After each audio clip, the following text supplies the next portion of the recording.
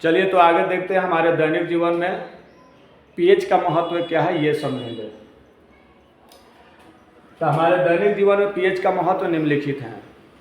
एक नंबर, पाचन तंत्र में पीएच मान 1 रहना चाहिए। हमारे पेट का पाचन तंत्र जो होता है अमाशय का रस, इसमें पीएच मान 1 अगर है तो कोई भी चीज़ खाते हैं तो पच जाता है। अब बारात में लोग जाएगा, इतना ना हुमचा के खसी का मीट, मुर्गा का मीट, मछली मिल गया घर पर तो जुड़ा नहीं। अब बारात में जाकर इतना ना हवोस लेगा लोग कि पेट का पीएच मान गड़बड़ा देगा। और पेट का अगर पीएच मान गड़बड़ाया तो ऊपरों में या पीछों में ले जाकर धाए फेंकेगा। जब तक पानी और डॉक्टर ना लगेगा बचेगा नहीं।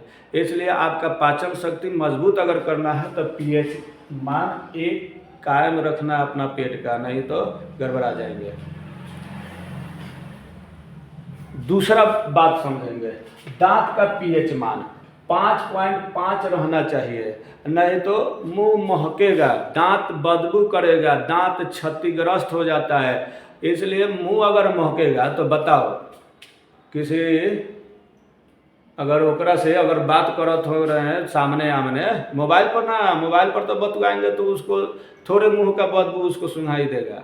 आज के डेट में जानते हैं लड़का सब गर्मी के दिन में बैसाख जेठ के दिन में चादर ओढ़ के रात भर ईयरफोन लगा के हूँ करते करते सो जाता है। मोबाइल से बतवाओगे तो क्या मुंह का पीएच मान यानी आपके बदबू थोड़े उसको सूंघेगा, अच्छा कहेगा कि बदबू कर रहा है।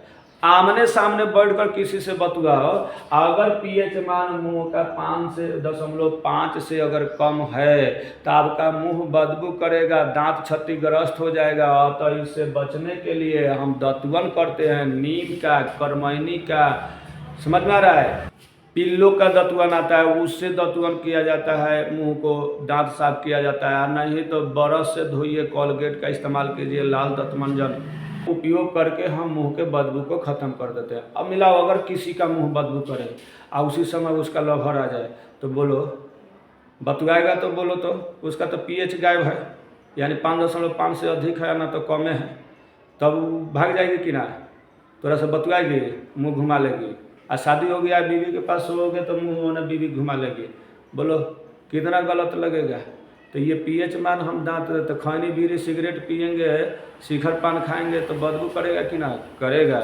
इसलिए इसको धूम्रपान मत करना। दांत को अगर रात में दूध का सेवन करो, कैल्शियम खाओ ताकि दांत मजबूत रहेगा, दांत चमकेगा, समझ में आ रहा है। और नहीं तो मुंह बदबू करेगा तो कोई भाई ना आपके पास बैठेगा ना बैठने देगा। कहीं पंचायत हो रहा है वहाँ जाकर बैठोगे, आप कुछ बोलोगे उठा के भगा देगा लोग, भग काहे, क्योंकि भैया मुंह अगर जब तक बदबू करेगा कोई नहीं कि मुंह से बोलेगा बफार आएगा, दूसरे को बदबू लगेगा, आपको अच्छा कहेगा, नहीं कर सकता।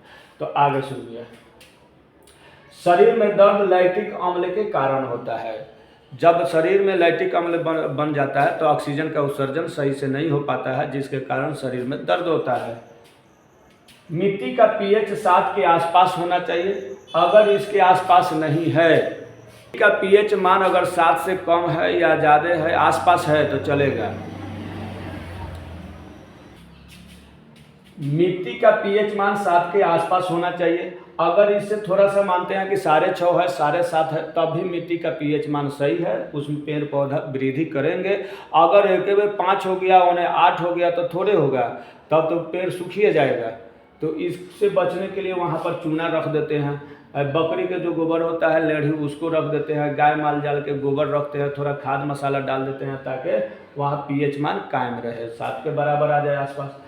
जलीय जीव का पीएच मान यानी जल का, जलीय यानी बोल रहा है नदी हो तालाब हो उसमें जल जो है उसका पीएच मान 7 के आसपास होना चाहिए, यानी 6 है या उन्हें 8 है तो जलीय जीव जीवित रहेंगे। अगर ज़्यादा अम्लीयता बढ़ गया तब क्या हो जाएगा, मछली मरने लगेगा, उसमें जलीय जीव जो होगा मरने लगेगा। इसलिए ऐसा ही वीडियो देखने के लिए आप हमारे वीडियो पर बने रहें। 10वीं क्लास के केमिस्ट्री पार्ट 2 अम्ल के और भस्म में लवण के गुण पढ़ रहे हैं। आगे देखिए, इससे सब सवाल उठाएगा कि कहेगा पाचन तंत्र का पीएच मान क्या है, तो एक दांत का पीएच मान कितना होता है तो 5.5। तो इसी तरह एक एक पॉइंट आपको बताया जाएगा। आप सीखिए, हमारे वीडियो पर बने रहें। आगे दोस्तों में शेयर करें, कमेंट करें और सब्सक्राइब करें। सवाल पूछेगा कि दांत का पीएच मान, तो याद रखिएगा 5.5 होना होगा तो सही रहेगा। पाचन तंत्र का पीएच मान, तो 1.0 बोलो या 1।